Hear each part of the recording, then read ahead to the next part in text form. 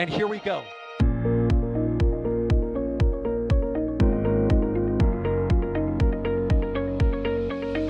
have liftoff. Propulsion continues to be nominal. R68 chamber pressure looks good. Doubling up. Roger, Atlantis. Water towers fly! Yes! Tango down to nominal. Fighting downside FD off. Bring in FD off. Off. It's orange! 145! Oh my god! Oh my god! Decollage. Put that in the big bag, Eagle. 343 unfolds to go. Indeed. We rise together, back to the moon and beyond. If there's methane, would be igniting in the flare, correct? Yikes. You dead? We don't need any more of these.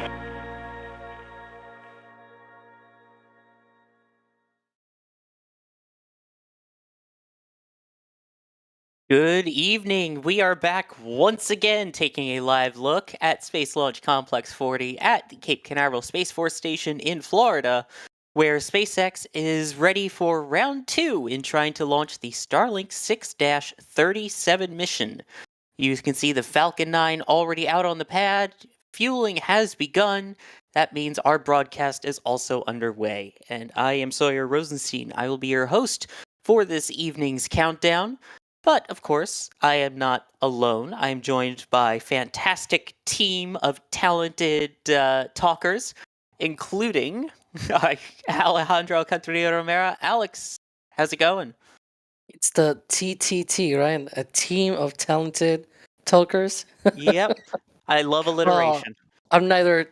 Well, I was gonna say I'm neither talented nor talker, but I guess I'm talking right now. So yeah, that's at least something. So yeah, I'm doing great, man. It's another Starlink, right? That's gonna be the 5th of the year. We should probably have a count somewhere in the screen, maybe. That's probably like a homework for Kevin to do. But yeah, boy, another one. But hey, there's always something different with these, so we'll get to what's different about this one. You'll see it soon. But joining us in the field tonight is the always fantastic Julia Bergeron. Julia, how's it going?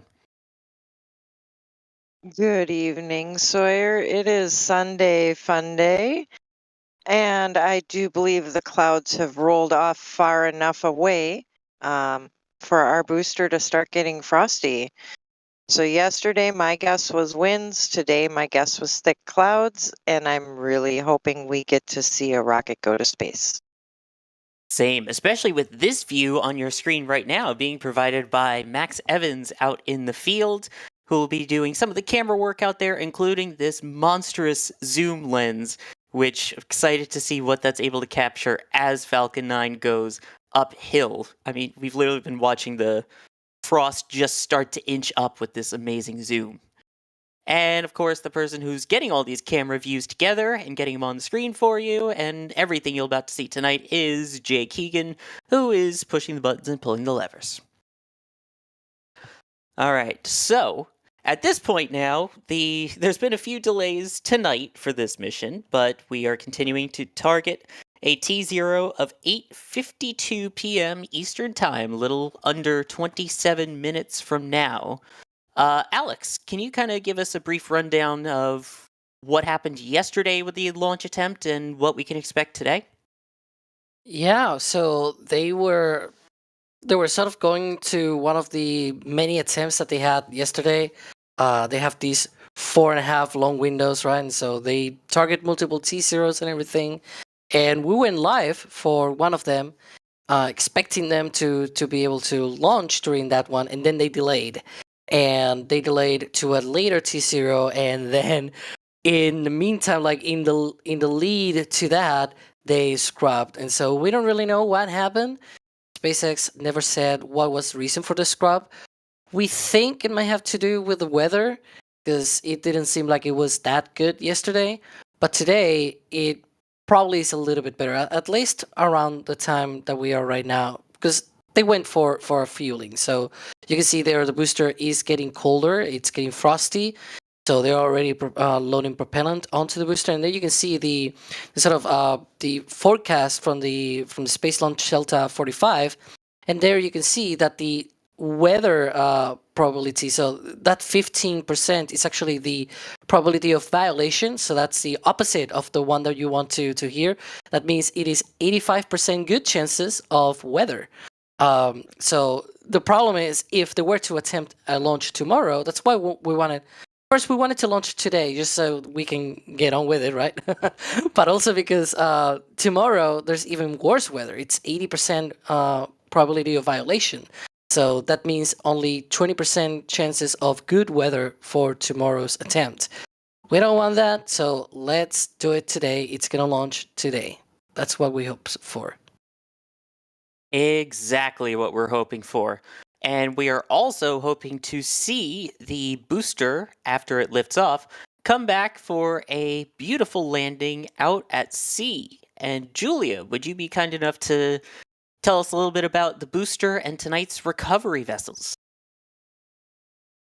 Absolutely, Sawyer.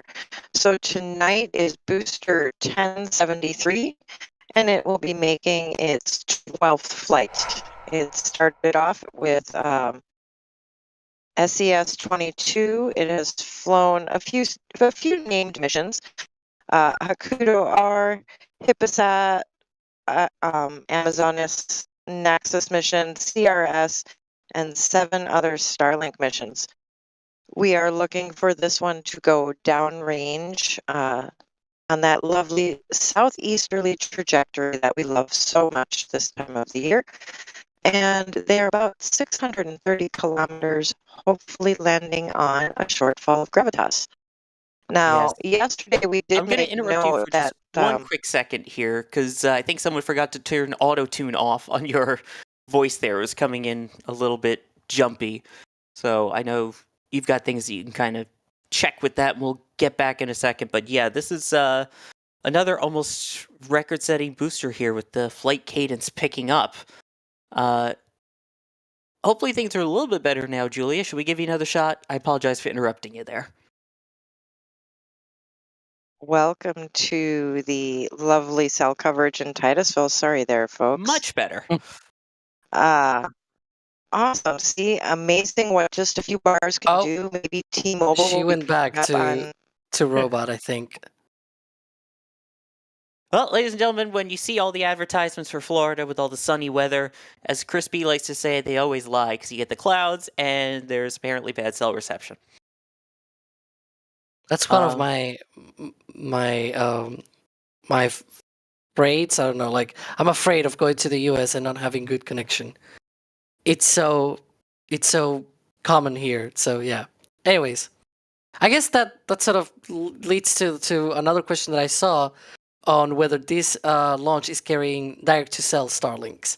And I can already say that there's no direct-to-cell Starlinks on this one. No, that would be helpful right now, but no. Yeah, it probably will be helpful. Especially because of the fact that I believe Julia uses T-Mobile, the company that is partnering up with SpaceX for that. So soon, little internet satellite soon. Really quickly, I want to acknowledge some support that we got while we were waiting for the stream to go live tonight.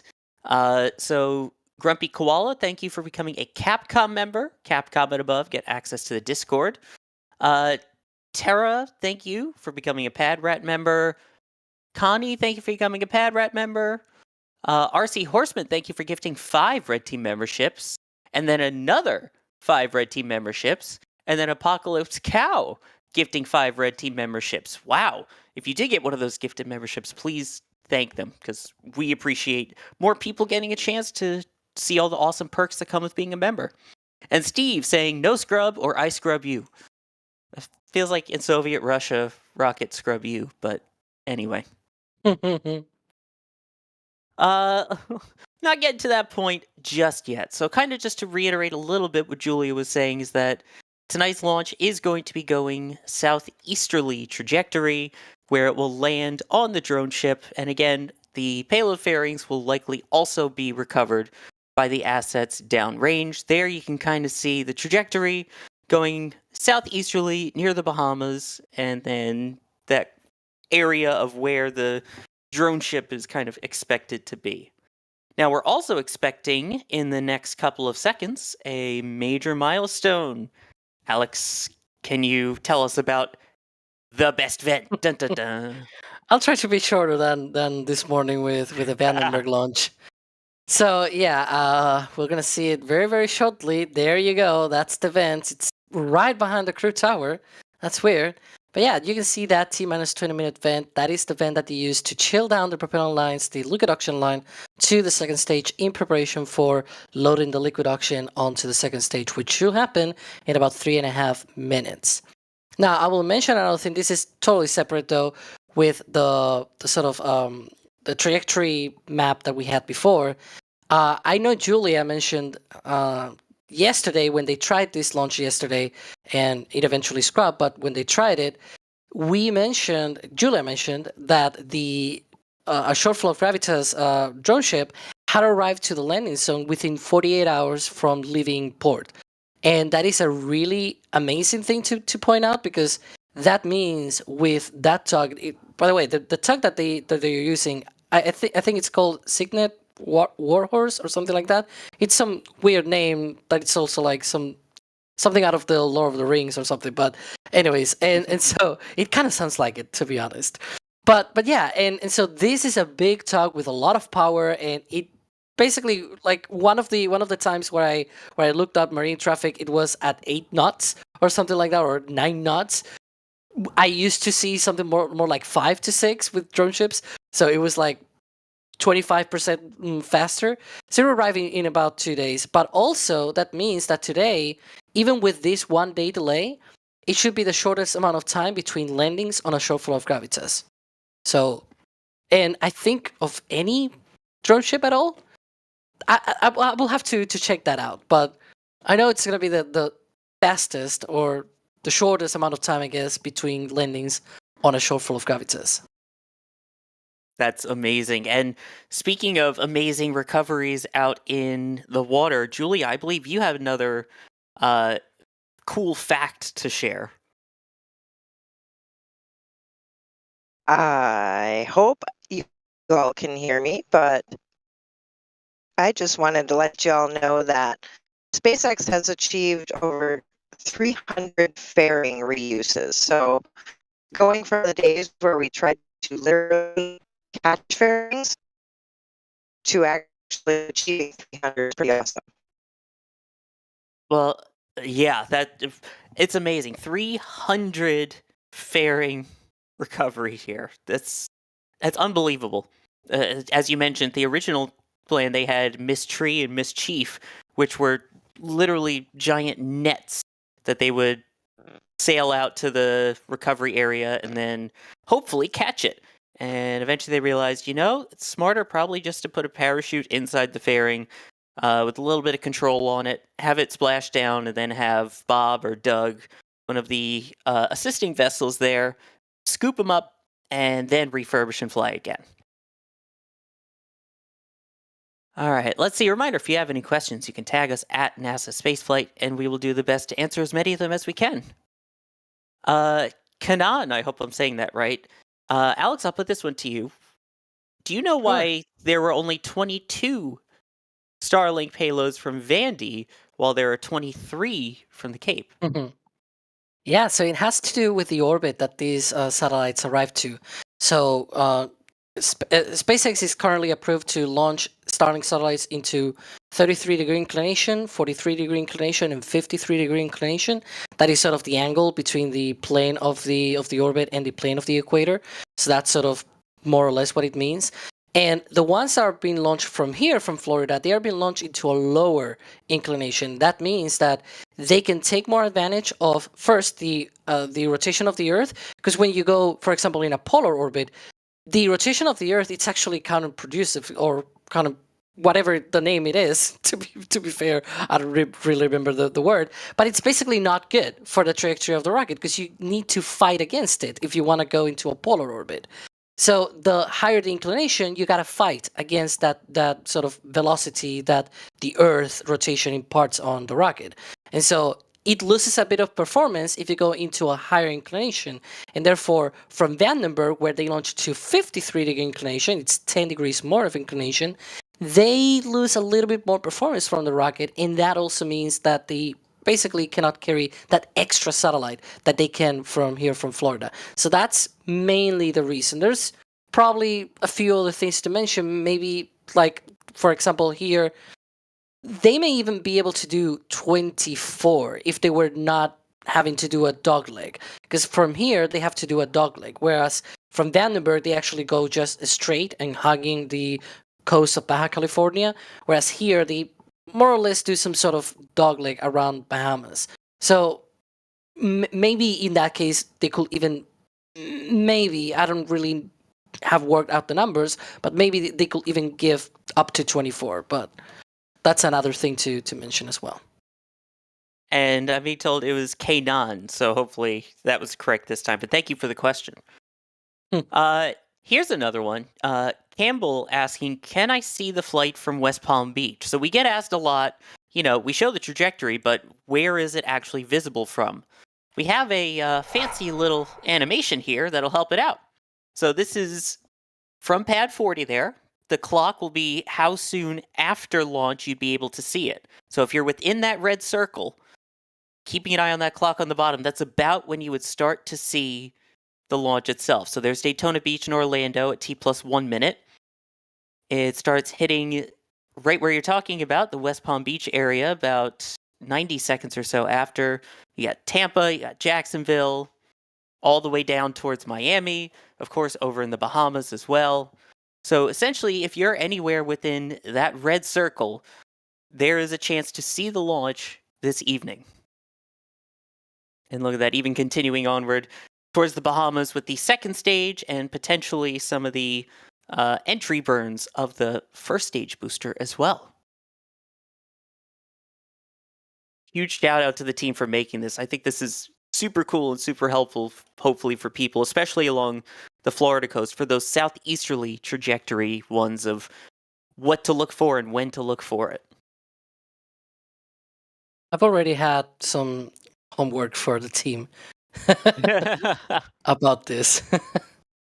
Well, it's very much appreciated. And as someone who lives within that red circle, it's pretty cool.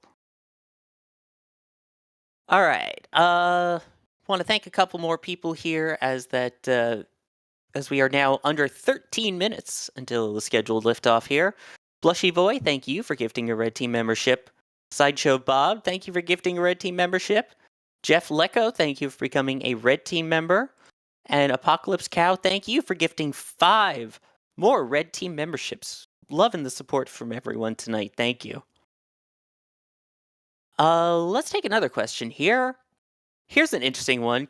In terms of reusability of the vehicle, we've talked about, obviously landing the first stage. We've talked about the fairing halves. Dan wants to know, when do you expect reuse of a stage 2 on a Falcon? Or is that even something still in the books? I don't see a second stage recovery or reuse or anything like it. Well, I may see a recovery, but not the way that you think. Think of Starship grabbing a Falcon 9 second stage in orbit. That would be cool. I don't discard that such a thing happening ever. Like it may be a thing at one point. Who knows? Especially because they try to deorbit those that they can, obviously, but there are some that they cannot, for performance purposes, they cannot deorbit them. So it will be cool to bring one of those back and see what happens to them after many, many years in space. But reuse, I don't think so. Yeah, I tend to agree, especially considering the plans that were originally announced by SpaceX was essentially a bouncy castle. Yeah. And now you have companies like ULA with their smart reuse, I believe it's called. It's an acronym for something. That they're planning to try and recover engine sections, at least, from parts of rockets. So they're getting more creative. So I'm sure SpaceX could come up with something similar, but at the same time, they also have a whole nother vehicle that's just entirely reusable, so I think that will help as well. AKA when Starship comes online. Gotta ask it every stream. Jason Waters wants to know. Stubby nozzle question mark? I was like, which one? Because we have so many typical questions. I'm missing the Four Towers one. But yeah, it is not carrying a stubby nozzle. You know, Starlink launches for the general term. It's like almost always gonna be a regular nozzle. Now, there's gonna be missions where you're like, is it gonna carry it? Is it not gonna carry it? It's like somewhere in between, right? Like Sarah, the Sarah launch from Vandenberg like a month ago or so, it was like maybe it could do away without the regular nozzle, right? And maybe have the stubby one, but it didn't. It just had the normal one. So that's.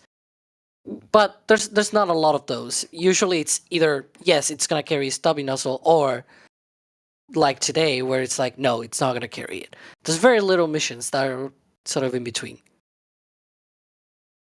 Oh my god, now everyone's asking. Julia, I know you missed the question. Everyone's asking about the Four Towers. What are the Four Towers? Oh, that's such a throwback to like the early days of when I came on streams, and I love that question. The Four Towers are actually lightning protection towers to make sure that our lovely Florida weather does not get to the rocket that be crashed down into the earth and away from the rocket. And the towers are actually there to hold the wires that the lightning would travel down to ground. And Yes. someone asked why 3 of the 4 towers are blinking, and there's a secret there. The other one is also blinking. It's just blinking away from the camera, and we know that because there's another location that we usually get to inside of Cape Canaveral Space Force Station once we have access to that, where we can see that tower blinking, and so it's obvious that it's just that it's facing away. The blinking light is just facing away, so we cannot see it. But the other 3 have their lights either blinking, sideways or somewhere in our field of view at least. That's why we see 3 only blinking, but the other one blinks. Yes. This one, it's okay to blink. Not don't blink. Don't even blink. Blinking, you're dead. Sorry, I'm a Doctor Who Whovian. I can't help reference. it. Yep. Let's see here. Another question. We obviously can see that Crew Tower there has come a long way.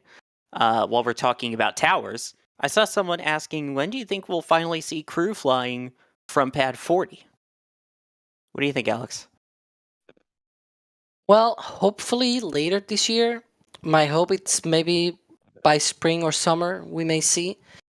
I'm hopeful that we may see, for example, CRS-30 from here, like the first cargo mission, because Axiom 3 was going to be launching from here, but that was sort of like a quick solution to a very big problem that they had during scheduling launches from LC-39A and things like that. So now it's that mission is going from 39A.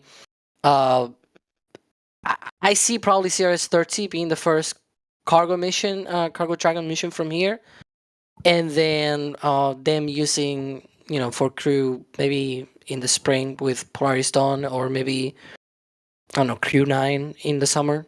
Who knows? But I think it's going to be this year. I would hope so, yeah, because that's a good point. Is the benefit that they've had with 39A is that with the Cargo Dragon upgraded compared to what they had for the first part of the CRS contract, they can load supplies in just like they would load in crew.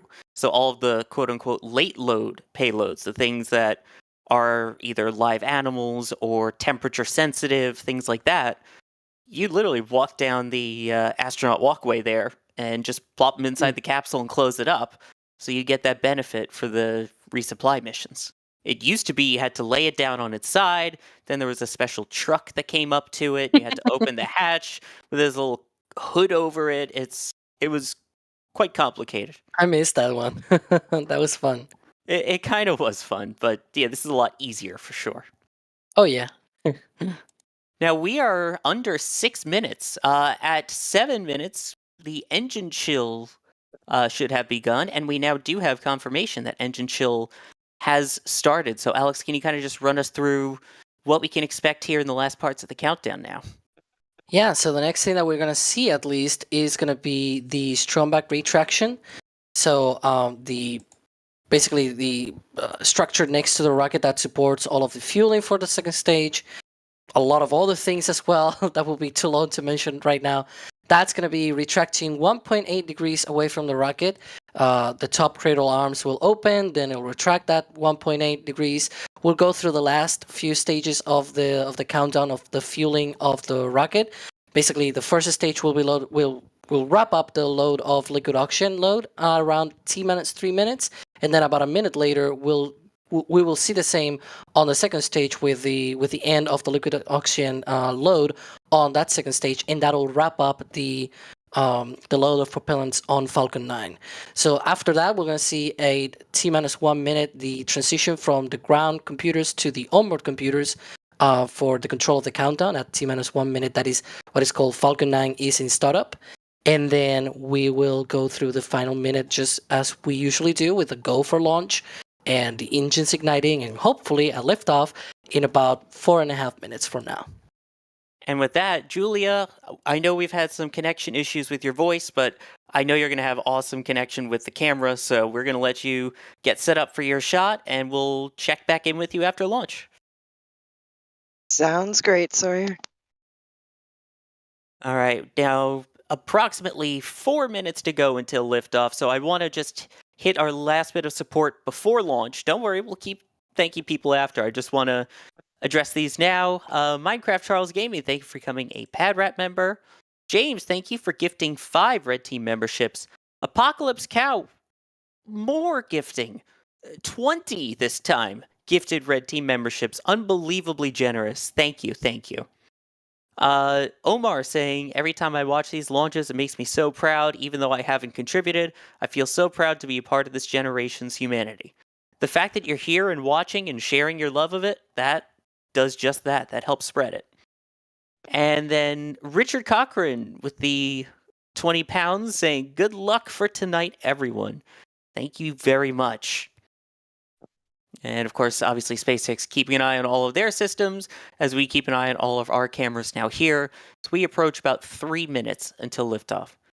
You can already see from some of the views the clamps that were underneath the payload fairing have unclamped, and that was prior to, as Alex was talking about, the strongback retracting by just under 2 degrees before it fully throws back, of course, at T0. Look at that moon there. Moon. But yeah, they just have completed liquid oxygen load on the first stage. We shall be coming up shortly on the same step, but for the second stage. And that'll be when Falcon 9 will be completely loaded with propellants. That's always quite the step, because that's when you know that the rocket is ready to go, right? It's like everything is loaded, and it's just like, come on, let's do it, right? Exactly. And we still will be seeing some of these vents coming out. And those vents also do represent milestones during the countdown, right? Yeah, so right after they finish that second stage liquid oxygen load, we'll see the stromback again vent, sort of like the same T-20 minute vent that we see, but instead it'll be sort of like T-1.5 minute vent. And that is pretty much the same. They try to clear out that line so that when the rocket lifts off, if for whatever reason the line catches fire, then it doesn't blow up or anything. But yeah, and I just heard the stage 2 liquid oxygen load is complete, so Falcon 9 is now ready to go. Just waiting for that final few minutes, basically. There we go. So we will be seeing that vent then any moment as well. And just a reminder for those who are unaware, the 2 propellants on board here that are used is the liquid oxygen, which you were talking about, the LOX, and the RP1, which is rocket propellant 1, which is a form of kerosene. So all of the frost and venting and everything that you see is completely normal as we approach the 1 minute mark. At that point, as Alex was talking about, the vehicle will enter startup meaning that all of the onboard computers aboard Falcon have taken control of the majority of the countdown. That is also when the tanks inside are pressurized to flight levels, which adds more stiffness and rigidity to help during flight. We are going to be standing by for that confirmation. And a reminder, once it clears the tower, we will stop blabbing as much as we are, I promise, so that you can enjoy the beautiful launch sounds. As we are approximately 30 seconds away now from We are liftoff. go for launch. There we go. We have the official go for launch from the launch director. Continuing to count down, roughly 15 seconds to go.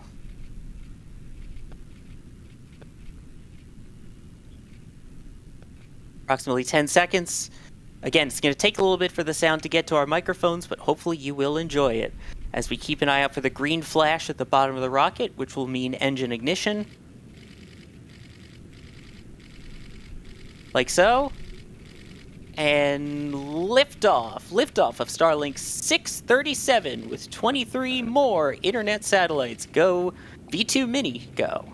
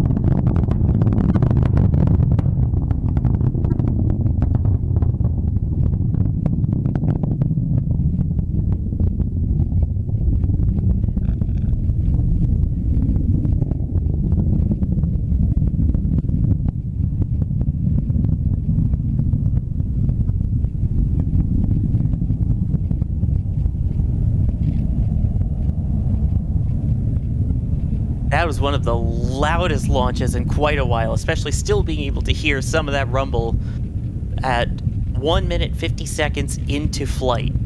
Absolutely beautiful views here. The That was vehicle awesome. has passed through max Q, maximum aerodynamic pressure on the vehicle, when the most forces are pushing down on the rocket. And now as it gets to the thinner part of the atmosphere, you can see those engine plumes starting to expand a bit. And there's still that faint rumble too. Yeah. We're now approaching MECO, main engine cutoff. That's when the 9 Merlin 1D engines will shut down, and we'll see stage separation and MVAC ignition.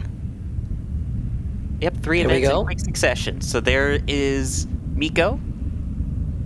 Then the 2 stages will separate. And then And there you have. second well. stage ignition. Here's a replay of it from SpaceX's view, who's a couple seconds behind our real time here. There we go. Stage 2 on its way.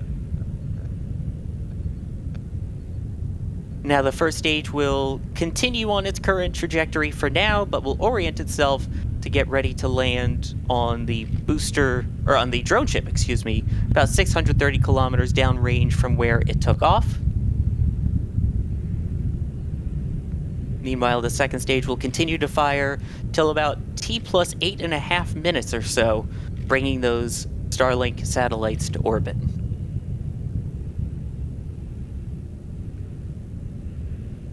I mean, the sound on that, Alex, I still can't get over that. And the VAB squeal. Yeah. I gotta say, we had earlier before today, we had the Vandenberg launch. It also had awesome audio, excuse me. And then we have had it again here.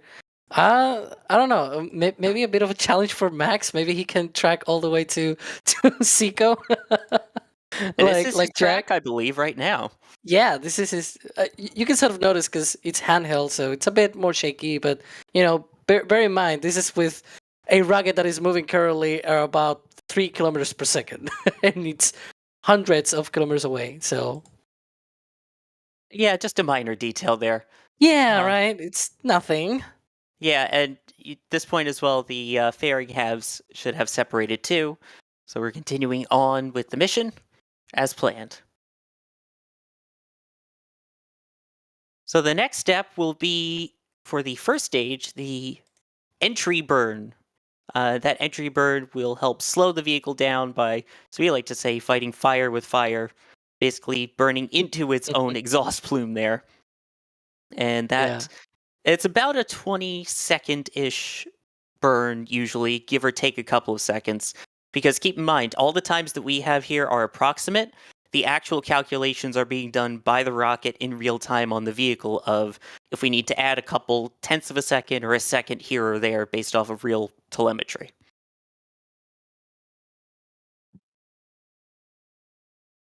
That is also then... Oh, go ahead, Alex. I was gonna say that earlier today with the Vandenberg launch, Jack tried to follow the second stage all the way to Seco, but sadly Vandenberg has mountains. Thankfully, Florida doesn't. So maybe Max has more luck here. Still, 5 minutes into the flight, and we still see that dot of the MVAC engine. Quite amazing.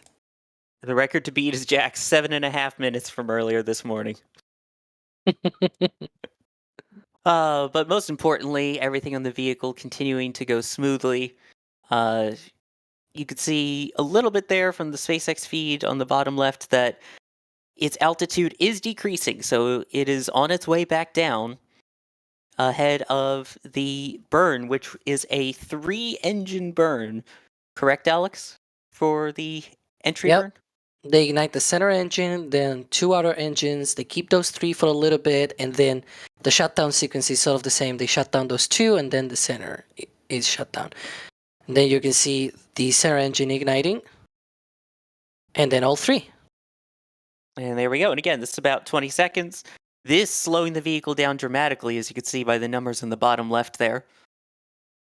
And this will help slow it down enough. It may pick up speed again, but this will at least get it slowed down, so once it hits the thicker parts of Earth's atmosphere, that drag will do most of the rest of the work. Yeah. And I always like to point out also, that's why boosters get sooty, is flying through their own exhaust. RP1 kerosene is carbon-based. Carbon makes soot. Lands on rocket, you get sooty boosters, which actually makes us happy. And doesn't add it does not add a significant enough weight that it really affects the flight performance either. So the next thing, again, back to back, we will expect the landing burn.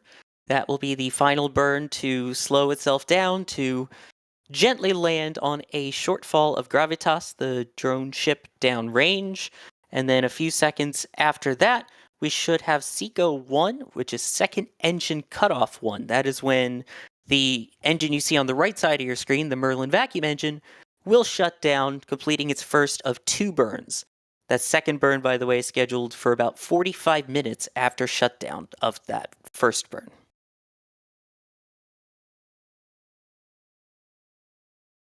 Looks like you can kind of start to see a little bit of glow. Lights. Yep, there's the drone ship lights in the left. And there's obviously the engine lights. Those are more noticeable. The grid fins you see there helping to steer it down towards the drone ship.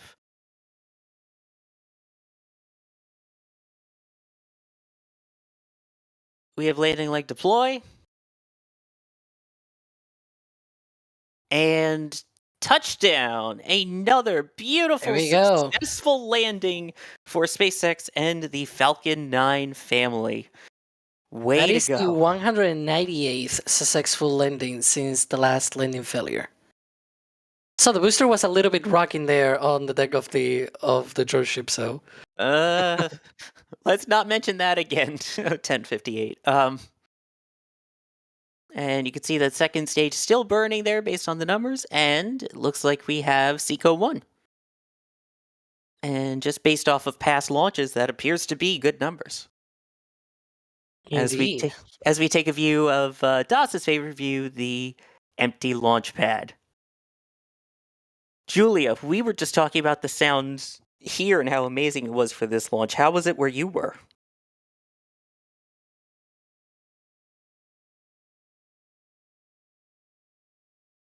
I believe we have Julia back on comms. Muted while talking while muted. Oh, yeah, you're right. I did the talking while muted trick. That's awesome. Y'all, the sound was amazing, but what was really cool is we could feel it here in Titusville tonight. Like, I haven't felt a launch like that in a long time. Wow, yeah, and you're talking like 12, 15 miles away, not at like where our microphones are at the press site, where it's 3 or 4 miles. You're talking a decent distance where normally you hear a little bit of a rumble, but this was a lot more pronounced, huh? This was you could actually feel your clothes vibrating. That's how really awesome it was. Wow. From Titusville, that doesn't happen very often, but that's amazing. Thank By the you, way- thick cloud layer that's dispersing. I actually got a sort of a tip from Random Name. They're one of the folks that update next spaceflight alongside many other talented folks, and so they actually have a spreadsheet like me, and they have the fastest turnaround times, and this was the fastest for any drone ship. Like confirmed, this was 7 days, 3 hours, and 16 minutes between landings on a Shortfall of Gravitas, and this was the fastest for any drone ship. So that bodes well for what they're trying to do in 2024 of launching 144 plus the 4 that they didn't get last year, I guess. If you watched the Astro Awards, you probably saw the comments from John Edwards about that. But yeah, and so that is really good because that allows them to be able to launch much faster, and that's with one single drone ship. Now do 2, do 3, it's just amazing. Absolutely. We are pulling some replays here just because this was, again, we normally say it's just a Starlink, but this one really pulled out all the stops. I gotta say, with the sound, with the visuals, with Max, with his crazy zoomed in lens. For those who know camera stuff, he was telling me beforehand, it's with all the gear together, it's the equivalent of 1900 millimeters. So, for those who know cameras, that's a lot. For reference, Jack's track last night was 600. So this is, yeah. And I do want to thank a couple of people as well. Apocalypse Cow, you've just been so generous this stream. Thank you, thank you, thank you. With another 10 gifted Red Team memberships. I want to say holy cow, but it's, I don't even know if it's worth a pun. It's so nice. Steve Kalovic, thank you for gifting 5 Red Team memberships as well. Also very generous.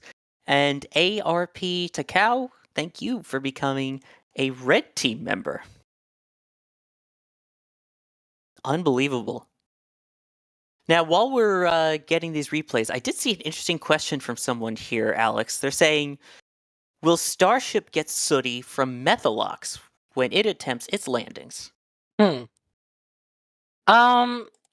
I'm not sure if we're gonna see actual soot. It's true that while it burns clean, it's not 100% clean because people are like, oh well, it burns clean. It's like, yeah, sure, but you still see, like when Starship lifts off, even with a clean burning engine, you still see a lot of brown in the exhaust. So there's probably gonna be a lot some kind of residual. Of course, once they start flying them, I don't know, like 100 times, we'll probably see something. But I bet we're gonna see more like a scars of the reentry, like like streaks or something like that. I don't know, pieces of like tattoo of that reentry, right? On the fuselage of the booster and the Starship. So that's probably gonna be something that we'll see. I bet more on that than the suit itself, but it's not completely clean. There's still some dirty stuff on it. Oh yeah, for sure. I mean, methane is cleaner, but still not as clean. And also the whole, going through re-entry as well, and seeing how the tiles fare and what comes off of them, and yeah, a lot of factors going into that.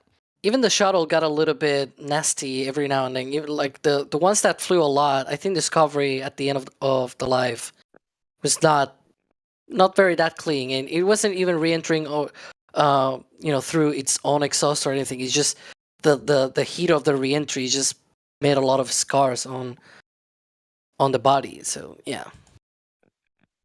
At the same time, though, I mean, if you look at any of them in the museums now, most of it is on the white part, which is actually a thermal protective blanket on the shuttle. So that part really, you can see when the scorch goes over it. There are different materials on the shuttle designed to withstand different types of heat. Mm. And those is where you really see the scorch marks. And the fun part is talking to people that work at the museums that maintain them, is they now have to go in and they have to clean the orbiters, but they have to clean the bad dust, but keep the good dust. I gotta say, I cannot wait until we actually see Starship in that same status where it's re-enter like, I don't know, 30, 40 times, and you can see the battle scars on the ship. It's gonna be amazing. Oh, it really is. And we are continuing to work on getting that replay for you. This is a really cool shot of the liftoff. Should have that for you in just a minute or so. In the meantime, it is worth noting that for the remainder of this flight, it will coast for quite a bit until about T plus 53 minutes into the flight, where the Merlin vacuum engine will ignite one more time, known as SES-2, and that will last a whole whopping 2 seconds to get the satellites into their ready to deployed orbit, and then they will actually separate from that second stage at T plus 1 hour and 4 minutes after flight.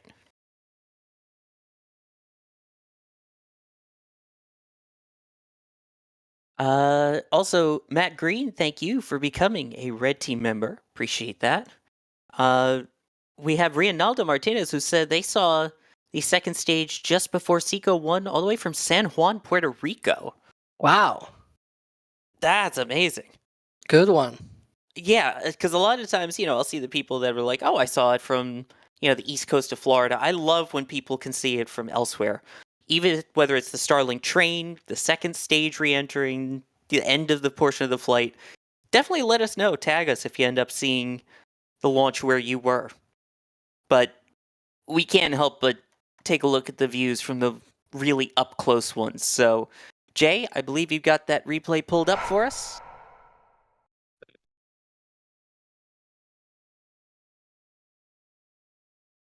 This is the super tight view of launch.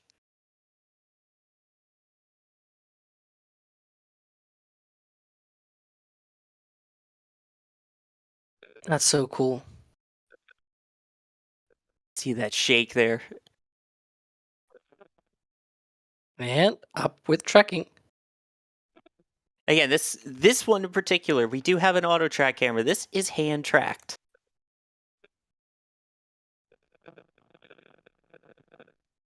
Yeah. You can really see the force of it, especially right there going through the clouds.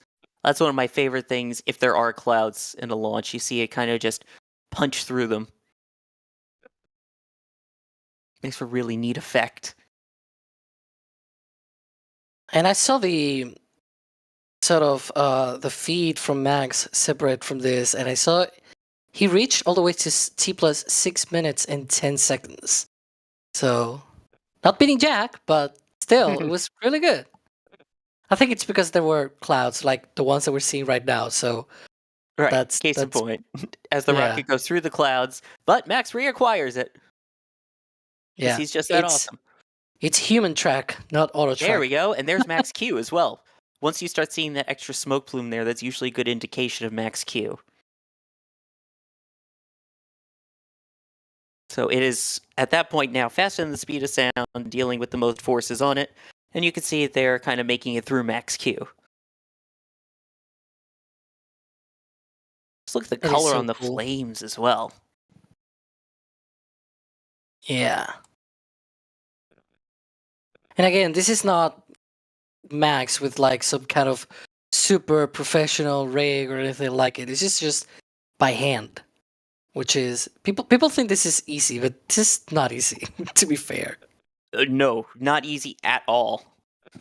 Having done and it, yeah, you know this very is hard. well a lot better than me, but yeah. I'm not gonna lie, it is so stressful, and Max, such a good job, so good. Yes. Yeah, you two have way more. Because whatever I say, I haven't done it, but I can imagine how hard. But you two speak from experience. Well, that was a Miko. And then the separation. Which cannot be seen because And- it's during the night, and then, well, there you go. And back. There it is. There's SES-1. That was the start of the second stage engine. And then also keep an eye out for the fairings, which should be about 20 seconds after this as well.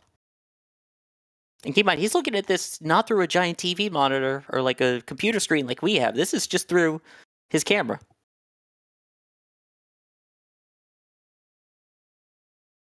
Managing to continue that track.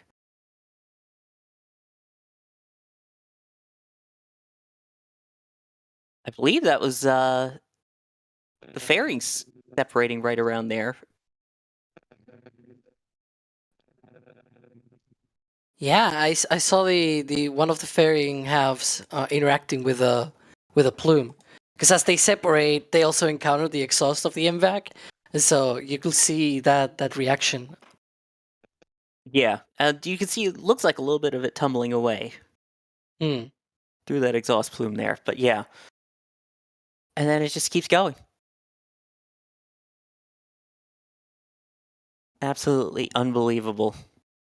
I mean, I gotta say, our Florida team absolutely killing it tonight. Because it wasn't just Max with the track. We also have Julia with the streak shot. Take a look at this. I love Look at that with the clouds. It's like thread in the clouds. It's like some kind of fabric that is just going through. It Like a almost feels like needle. an alien abduction, kind of, just based on the looks from the flat shelf part of the cloud at the bottom there. But, really artistic. Just beautiful launch all around, visually and audio. So, definitely make sure that you follow both of those amazing people out in the field. Julia, amazing work tonight. Thank you so much for rolling out and bearing with the robot techno difficulties, but still bringing us the amazing picture here. And thank you for putting up with the robo voice that sometimes happens here in the field. And of course, now it's clear as we finish up. Murphy's Law. Always, of course. And then we had Max Evans with that super tight zoom there. Also absolutely fantastic. So go check both of them out. Their social medias are up in the corner there. We had Julia and Max Evans. Max Evans catching Max Q with Max Zoom. So this launch, he took it to the max. No, but genuinely, check him out. Check out his stuff. He has amazing metal prints, along with Julia as well, at shop.nasaspaceflight.com. There you Thank go. you, Jay. Token Thank you for for the pun token. But Jay Keegan pushing the buttons, pulling the levers tonight on this stream, bringing all of these great views and sounds. Alex, thank you very much for co-hosting with me here in our virtual studios. It's always a pleasure. Now, hopefully you can go get some sleep, because you've been on air quite a lot the last 24 hours. Yeah, I got some sleep in between. Let's. I mean, I do sleep, but yeah, I should probably go to sleep again. Yeah. Well, thank you everyone for joining us. I've been your host, Sawyer Rosenstein. Appreciate everyone for watching tonight. Don't forget, you can keep an eye on everything going on at the Space Coast Live on Space Coast Live 24/7, including preparations for the Axiom 3 launch, which will have crew aboard coming up just a little later this week. So until then, have a great night, everybody, and later, nerds. And here we go.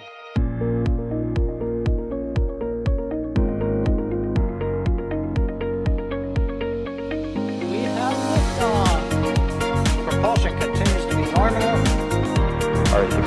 pressure looks good. Doubling up. Roger with planet.